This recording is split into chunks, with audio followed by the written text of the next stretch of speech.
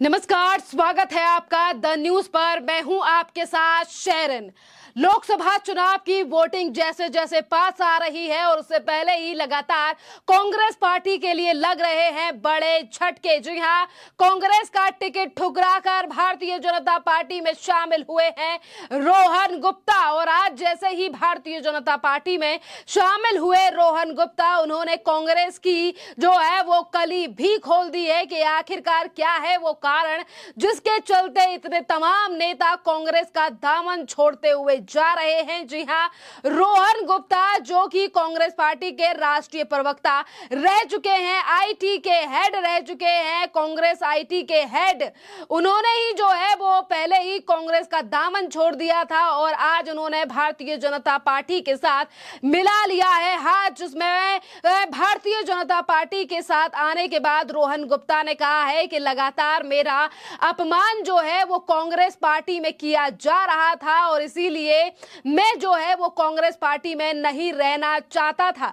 एक तरफ उन्होंने जो है वो अपमान को लेकर बड़ी बात कही है, तो वहीं दूसरी तरफ कहा है कि जो लोग राम का अपमान करते हैं, सनातन धर्म का अपमान करते हैं, उन लोगों के साथ काम नहीं करना चाहता था। और इसी के साथ देखिए, अहमदाबाद के जो है वो उत्तरी इलाके से रोहन गुप्ता के लिए कांग्रेस ने इस बार लोकसभा चुनाव लड़ने के लिए जो है वो टिकट दिया था, पर उसी टिकट को ठुकरा कर रोहन गुप्ता भारतीय जनता पार्टी में शामिल हो चुके हैं। और यहां पर उन्होंने कहा है कि मैं देश के लिए कुछ करना चाहता हूं और इसीलिए मुझे अब भारतीय जनता पार्टी में आकर काफी ज्यादा खुशी जो है वो महसूस हो रही है। और मेरे पिताजी के कहने पर ही जो है वो मैंने कांग्रेस के टिकट पर चुनाव नहीं लड़ा। देखिए, जहां एक तरफ कांग्रेस में जो है वो टिकटों के बंटवारे को लेकर लगातार जो है वो घमासान होती हुई नजर आ रही है, वहीं दूसरी तरफ जिस नेता यानी कि जिस रोहन गुप्ता को टिकट जो है वो कांग्रेस ने बिना मांगे दी, उन्हीं रोहन गुप्ता ने जो है वो कांग्रेस का टिकट ठुकरा दिया और बताया कि मेरे पिताजी नहीं चाहते थे कि मैं इस बार जो है वो कांग्रेस से चुनाव लड़ूं, क्योंकि पिछले ही दिनों हमने देखा है कि जब से राहुल गांधी या फिर हम कहेंगे कांग्रेस पार्टी के द्वारा राम मंदिर की प्राण प्रतिष्ठा का न्योता ठुकराया गया, उसके बाद से ही तमाम नेता जो हैं वो कांग्रेस को छोड़ चुके हैं। चाहे फिर हम बाबा सिद्दीकी की बात करें, अशोक चौहान की बात करें, या तमाम ऐसे नेता जिन्होंने उत्तर प्रदेश, महाराष्ट्र और अब जाकर जो है वो गुजरात से कांग्रेस का हाथ जो है वो छोड़ दिया है। इसी के साथ रोहन गुप्ता ने यह भी कहा है कि सनातन को गाली देने वाले लोगों के साथ काम नहीं किया जा सकता। मैंने कई बार बीजेपी को लेकर ये आरोप लगाए हैं कि लोग जब बीजेपी में शामिल हो जाते हैं तो बीजेपी जो है वो एक वॉशिंग मशीन है और इसीलिए जो है वॉशिंग मशीन है। पर आज मैं ये कहना चाहता हूं कि मेरी जो छवि है वो काफी साफ है और बेदाग है, पर आज मैं भारतीय जनता पार्टी में आकर काफी ज्यादा गौरवान्वित महसूस कर रहा हूं और मैं देश के प्रति कुछ करने की भावना लेकर जो है वो भारतीय जनता पार्टी में आया हूं। देखिए, ये वही रोहन गुप्ता हैं जो कि कोई 1 साल नहीं, 2 साल नहीं और इसी के साथ 10 साल नहीं, बल्कि बीते 15 सालों से कांग्रेस का हिस्सा रहे हैं। कांग्रेस ने इनके ऊपर कई जिम्मेदारियां भी दी, जैसे मैंने पहले ही बताया कि आईटी के हेड रह चुके हैं, राष्ट्रीय प्रवक्ता भी रह चुके हैं और कई मामलों को लेकर कांग्रेस का स्टैंड भी इन्होंने बीते सालों में लिया है। भारतीय जनता पार्टी के ऊपर भी कई बार जो है वो निशाना साधते थे और आज जो है वो आत्मसम्मान की लड़ाई को देखते हुए, आत्मसम्मान को देखते हुए रोहन गुप्ता ने जो है वो भारतीय जनता पार्टी का दामन आज थाम लिया और कांग्रेस को छोड़ दिया है।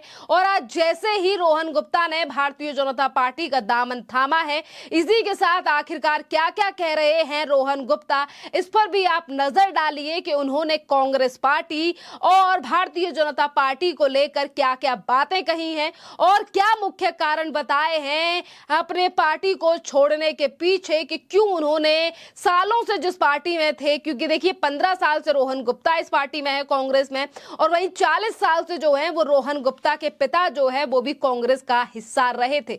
सुनिए आखिरकार क्या कह रहे हैं रोहन गुप्ता अपने इस पूरे बयान में, जिस पर उन्होंने बताया है कि क्यों छोड़ी उन्होंने आखिरकार कांग्रेस और क्यों ठुकराया गया टिकट, और आज बीजेपी में शामिल होने के बाद क्या है उनकी प्रतिक्रिया। I think now I see that Congress ideology, which was originally there for 60 years, why people of this country blessed Congress was because of Rashtravad, because of the respect of Sanatan, and because of the respect of the industrialization. These were the core issues, you know. The way this party has been given to the people with arrogance for last 2 years, we see one gentleman who has been given the in charge as a communication. The kind of party narrative which has been disturbed by him, it is to a different level. If we are the spokesperson and we are told that when the Sanatan is disrespected, you have to keep quiet, do you feel that that is going to sail in front of people? No, it will not sail. You are forming this new kind of alliance in name of the country, and you are having Mr. Kejriwal, whom you have accused like being with Khalistan or corruption. How would you go and ask for vote in that name? You have given important seats in Gujarat. You have given your space to him. Why the Congress party's basic workers should suffer because of your lust of power? They should not. So whole narrative of the party, which was nationalism, which was respect of Sanatan, has been converted into leftist. And you know, we really felt suffocated because we were the people, whether it is good or bad. Even if when we lost the elections, we were the front runners on the same day. We used to address the people. We used to address the media. We were never afraid. But when it comes that the core value of the country are disrespected, at the same time, people like me who have contributed for party for last 15 years, अगर उनका self respect भी maintain party नहीं कर सकती है, तो I don't feel that there is any moral right for me to continue with the party. So with a broken heart and clean shirt, I have joined BJP now. See, I feel that party must introspect. The way party has been running for last many years, that okay, you are giving responsibility to somebody and you are not taking ground feedback, that's not going to work. If you are putting somebody as such an important position of communication in charge, that person must have the ground feedback. That person must respect the ground feedback. That person must respect the feedback from the people like us. You cannot, the arrogance cannot work. And it's not me, even the friends in media, they have faced this arrogance. Somebody had to blow that whistle. Let it be. Maybe because of me, the workers in Congress, lot of them, they called me also that, Rohan bhai, you are perfectly right in this. But somebody will have to blow the whistle. I have no, मेरी कोई लालच नहीं है party के पास, ना मेरा कोई डर है. मेरा आत्मसम्मान था. आत्मसम्मान के लिए मैं आज भाजपा ज्वाइन कर रहा हूं. जो भी पार्टी मुझे दिल से काम देगी, कार्यकर्ता की तरह से मैं काम करूंगा. Absolutely. So you have rightly said this is an unnatural alliance. Anything which is unnatural, people will not trust. See, whenever alliance is created, what is the objective of that alliance? That you want to send message to the people, okay, these are our core values for which we are uniting. But the basic core values of the country, you cannot ignore basic core values and talk about constitution. You cannot disrespect Sanatan and talk about constitution. You cannot disrespect Rashtravad and you talk about constitution. Left parties who have always been against the country, आप उसके साथ alliance कर रहे हैं. महबूबा मुफ्ती जिसको आप attack कर रहे हैं देश के खिलाफ, आप उसके साथ alliance कर रहे हैं. खालिस्तान के साथ में आप बात करें कि केजरीवाल का एसोसिएशन है, आप उसके साथ में alliance कर रहे हैं.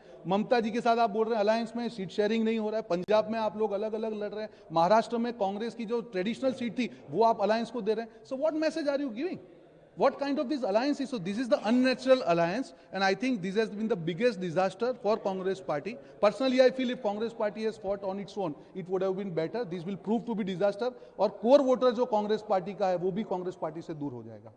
तो देखिए, जैसा कि रोहन गुप्ता ने बताया कि मेरा जो है वो अपमान किया जा रहा है, और ये अपमान को लेकर बात जो है वो रोहन गुप्ता ने पिछले ही दिनों यानी कि 19 तारीख को उनको टिकट जो है वो गुजरात के इस उत्तर जगह से दिया गया था. उत्तरी अहमदाबाद से जो है वो रोहन गुप्ता के लिए टिकट दिया गया था, पर तब से ही उन्होंने इस टिकट को ठुकराकर जो है वो लगातार कांग्रेस के ऊपर हमला बोला कि किस तरीके से कुछ चुनिंदा और कुछ ऐसे नेता हैं जो कि उन्हें कांग्रेस में अपमानित करते हैं, और इसीलिए इस आत्मसम्मान की लड़ाई को लेकर, और उन्होंने ये तक भी कहा है कि किस तरीके से कांग्रेस यानी कि कांग्रेस के संचार विभाग से जुड़े एक नेता पर लगातार जो है वो रोहन गुप्ता ने अपमान और चरित्र हनन का आरोप लगाया था, और उसी के बाद से जो है वो रोहन गुप्ता ने कांग्रेस पार्टी से इस्तीफा दे दिया था। और तब लगातार ये बातें कही जा रही थी कि शायद रोहन गुप्ता किसी अन्य पार्टी में जा सकते हैं, पर आज उन्होंने भारतीय जनता पार्टी का दामन थाम लिया है, और उन्होंने साथ ही ये भी कहा है कि आज मैं बीजेपी में आकर काफी ज्यादा गौरवान्वित महसूस कर रहा हूं, और मैं देश के प्रति कुछ करने की भावना लेकर आया हूं। मैं राष्ट्र निर्माण के लिए दिल से काम करूंगा, और जो है मुझे पार्टी छोड़ने से कोई लालच नहीं था, और ना ही तो मैं कोई लालच लेकर आज भारतीय जनता पार्टी में आया हूं। मैं खुद बिजनेसमैन हूं। राष्ट्रवाद की बात हो या सनातन धर्म की बात हो, इन दोनों मुद्दों पर कांग्रेस पार्टी जो है वो अब भटक गई है। पिछले डेढ़ दो साल से पार्टी जो है वो मुद्दे से देशा विहीन हो गई है। ये बड़ी बात जो है वो रोहन गुप्ता ने आज कांग्रेस पार्टी को लेकर कही है कि इसी पार्टी के जो बड़े नेता हैं, जिन्हें इस बार प्रधानमंत्री की कुर्सी पर कांग्रेस पार्टी देखना चाहती है, वही राहुल गांधी एक तरफ जो है वो भारत जोड़ो न्याय यात्रा कर रहे हैं, पर वहीं दूसरी तरफ किस तरीके से कांग्रेस पार्टी के नेता जो है वो कांग्रेस पार्टी को छोड़कर अन्य पार्टियों में जा रहे हैं। खैर, इस पूरे मामले पर आप लोगों की जो भी राय हो, आप हमें कमेंट कर जरूर बताइए। धन्यवाद। आज हम राम मंदिर की बात कर रहे हैं, ठीक है। आज आप बोल रहे हैं कि सुप्रीम कोर्ट में हम लोग ऑर्डर का सम्मान करते हैं। आप क्यों नहीं जाएंगे? अगर सुप्रीम कोर्ट के ऑर्डर का सम्मान करते हैं, कोई नहीं जाने की कोई बात नहीं थी। तो जब तक विरोधाभास रहेगा, विश्वसनीयता नहीं रहेगी। ये मैं आपको दावे से कह रहा हूं कि जिस प्रकार से लास्ट 1.5-2 साल में, मैं किसी आज व्यक्तिगत टिप्पणी में नहीं करूंगा, पर जो एक कम्युनिकेशन स्ट्रेटेजी, एक मैसेज जो पीपल में जो देना होता है कि आपका विरोधाभास कितना है। जो हमारे एक हैं जो थे कम्युनिटी, जिनके नाम में राम है, वो सनातन के जब अपमान हो रहा था तो हमको ये कहा गया कि आप चुप रहिए। देश के नाम का एक गठबंधन बनाया गया, पर उसमें देश विरोधी ताकतों को जोड़ा गया। जिस केजरीवाल जी को कांग्रेस पार्टी ने आज खालिस्तान के साथ जुड़े होने के आक्षेप किए, वो चुनाव का पूरा में इंचार्ज था पंजाब में, आज ऐसी क्या मजबूरी है कि आप उनके लिए लड़ रहे हैं, उनके भ्रष्टाचार के लिए? इतना बड़ा विरोधाभास नहीं हो सकता है। आज देश के सामने अब जाते, आपका नैरेटिव बहुत क्लियर होना चाहिए। जिस ईवीएम के कारण आप 2 चुनाव जीते, आप उस पर सवाल उठा रहे हैं, और ऐसे कितने विरोधाभास है। मैं आपको बोले उतने विरोधाभास नाम करने को तैयार हूं। हर जगह पे आपकी जो पॉलिसी है, आप लेफ्ट पार्टी के साथ जुड़ रहे हैं, वो देश के खिलाफ है। कौन सी बात कर रहे हैं भाई साहब? आप सीए की बात कर रहे हैं, वो जो कायदा था जो कांग्रेस ने मांगा था कि it is for giving citizenship, आप उसका विरोध कर रहे हैं। कल एक कांग्रेस के नेता ने कहा कि नहीं, हम तो मध्यम वर्ग के ऊपर टैक्स लगा दे, कि आप महंगाई की बात कर रहे हैं। सो ऐसे इतने एग्जाम्पल के जब तक आपका हर चीज में विरोधाभास रहेगा, कैसे देश आप पे भरोसा करेगा? और आप आपकी गाड़ी पीछे के मिरर में देख के नहीं चला सकते हैं, आपको फ्रंट देखना पड़ेगा। कौन सा विजन है? आज जब मोदी जी बात करके 2047 में हाइड्रोजन मिशन की बात करें, वंदे भारत की बात करें, इंफ्रास्ट्रक्चर की बात करें, सोलर एनर्जी की हम बात कर रहे हैं, बुलेट ट्रेन की बात कर रहे हैं, कौन सा विजन? मैं भी युवा हूं, मैं यहां पे राजनीति में कुछ देने के लिए आया हूं। अगर विजन ही नहीं होगा, ऐसे व्यक्ति जिन्होंने कभी एक चुनाव नहीं लड़ा, अगर वो पार्टी का विजन तय करेंगे तो यह हाल होगा। तो विनम्रता से मैं किसी व्यक्तिगत टिप्पणी में, जिस पार्टी ने 15 साल मुझे मौका दिया, मैं नहीं करूंगा। पर कहीं ना कहीं जो दिशा विहीनता के कारण जो उनकी विश्वसनीयता चली गई है विरोधाभास के कारण, उसके आज ये मैं निर्णय ले रहा हूं।